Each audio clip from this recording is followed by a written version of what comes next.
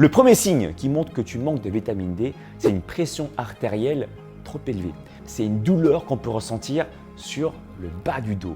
C'est lorsqu'on est résistant à l'insuline. C'est lorsqu'on est sujet à attraper facilement et couramment des bactéries ou des virus. C'est la dépression. Même si on consomme suffisamment de vitamine D, il se peut qu'on soit encore en carence, notamment si on consomme de l'alcool. Il est donc primordial d'avoir une bonne hygiène de vie alimentaire et sportive. Salut mon Saiyajin! Aujourd'hui, on va voir les 7 signes qui pourraient t'alerter sur un manque de vitamine D. On peut alors ressentir plusieurs choses, comme par exemple une fatigue excessive. On peut avoir de l'hypertension artérielle. On va voir comment dans cette vidéo.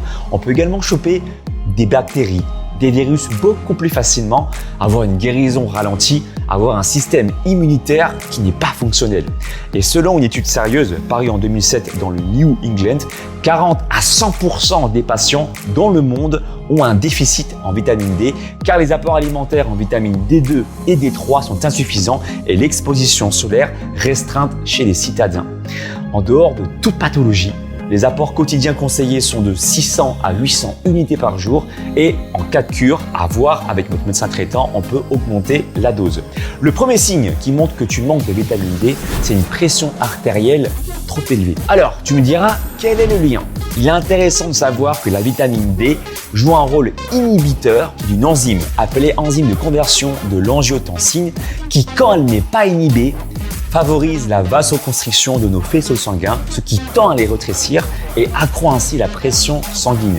C'est aussi une enzyme qui empêche la vasodilatation, un phénomène qui permet d'augmenter le diamètre des faisceaux sanguins en relâchant les muscles de leurs parois.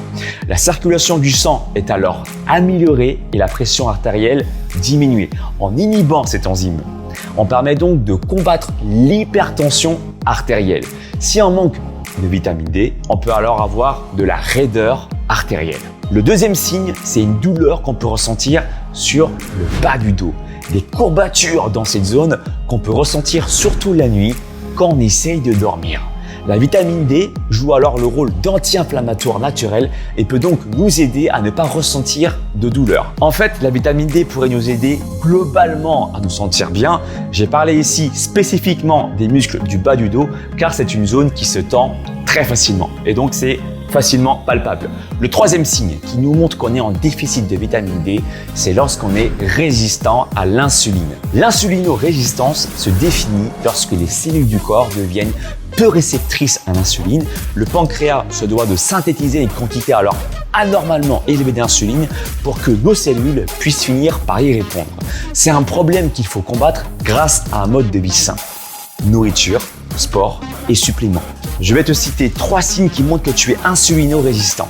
Une soif exagérée, une fatigue inhabituelle, une lourde perte de cheveux. J'en parle dans une autre vidéo, les autres symptômes et comment y remédier à ce sujet sur la résistance à l'insuline. Je vous mettrai le lien de cette vidéo dans la description, donc n'hésite pas à la checker pour tout savoir. Les causes de cette résistance à l'insuline sont en fait multiples. Mode de vie sédentaire, mauvaise alimentation, trop riche en glucides simples, surpoids, manque d'activité physique, tabagisme, l'âge, l'apnée du sommeil et carence en vitamine D. Toutes ces causes altèrent en fait le système hormonal, ce qui l'empêche de réagir correctement lors de la présence du sucre dans le sang. Ceci déclenche à la longue un diabète de type 1, voire diabète de type 2.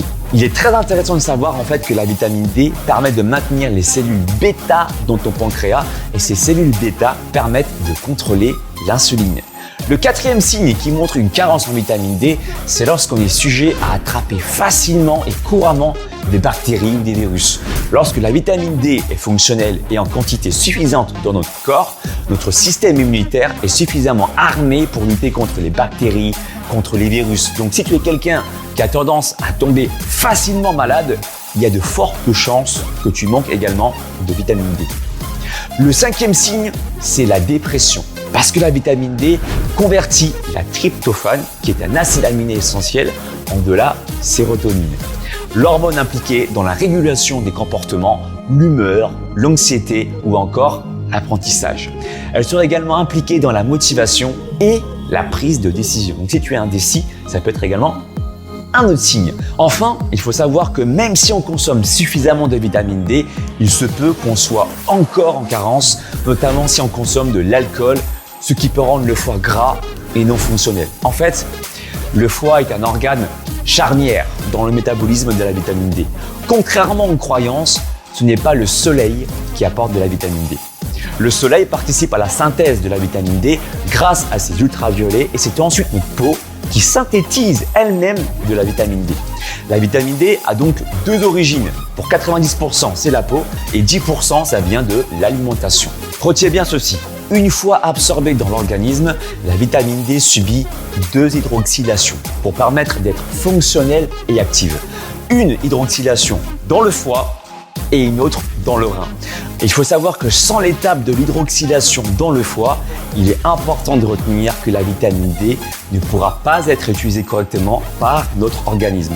D'où l'intérêt d'avoir un foie fonctionnel. Il est donc primordial de prendre soin de sa santé, de son foie, d'avoir une bonne hygiène de vie alimentaire et sportive. Donc, si tu désires être coaché, avoir un bon plan alimentaire, un bon plan sportif pour prendre soin de ta santé, de ton foie, je t'invite à directement aller sur mon site alexlevent.com pour prendre ton coaching, plan sportif et plan alimentaire sur 3 mois. N'hésite pas à partager la vidéo si tu l'as trouvée utile, mettre un pouce vers le haut et de t'abonner sur la chaîne pour plus d'infos pratiques. Je te dis à tout bientôt. Ciao, ciao.